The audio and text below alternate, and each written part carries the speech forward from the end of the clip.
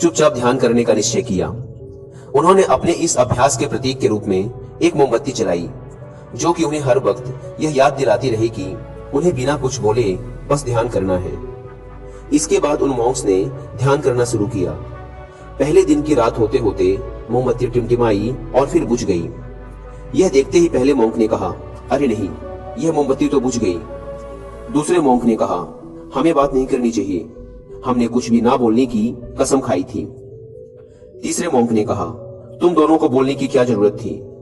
चौथा मॉन्क हंसा और बोला, हा हा हा, मैं अकेला हूं जिसने बात नहीं की। दोस्तों, उन सभी के बोलने के अपने अलग अलग कारण थे, लेकिन चारों में से प्रत्येक ने बिना कुछ सोचे तुरंत ही अपने विचार रख दिए।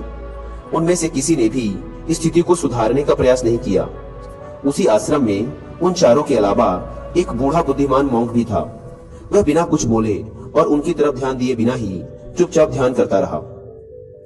इस तरह से उस बुद्धिमान मॉन्क ने बिना एक शब्द बोले उन चारों को ही उनकी गलती का एहसास करा दिया, जो कि वो चारों बोलकर भी नहीं कर पाए। बिना सोचे समझे और जरूरत से अधिक बोलने पर हमें खुद ही लोगों के सामने शर्मिंदा होना पड़ता है। एक समझदार व्यक्ति कभी भी बिना मांगे किसी को सलाह नहीं देता, क्योंकि वह जानता है कि बिना मांगे दी गई सलाह का कोई मतलब नहीं होता और ना ही सामने वाला उस सलाह को मानता है। लेकिन आजकल लोगों ने अपनी प्रॉब्लम बताई नहीं कि हम उन्हें सॉल्यूशन देना शुरू कर देते हैं, जबकि 99% केसेस में जब लोग हमसे अपनी प्रॉब्लम शेयर कर रहे होते हैं तो वो हमसे कोई सॉल्यूशन नहीं सुनना चाहते, बल्कि वो तो सिर्फ ये चाहते हैं कि हम उनकी बातों को ध्यान से सुन लें, और इससे उन्हें कुछ समय के लिए शांति महसूस होती है। क्योंकि हम उन्हें जो सलाह देंगे ये उन्हें भी पता है।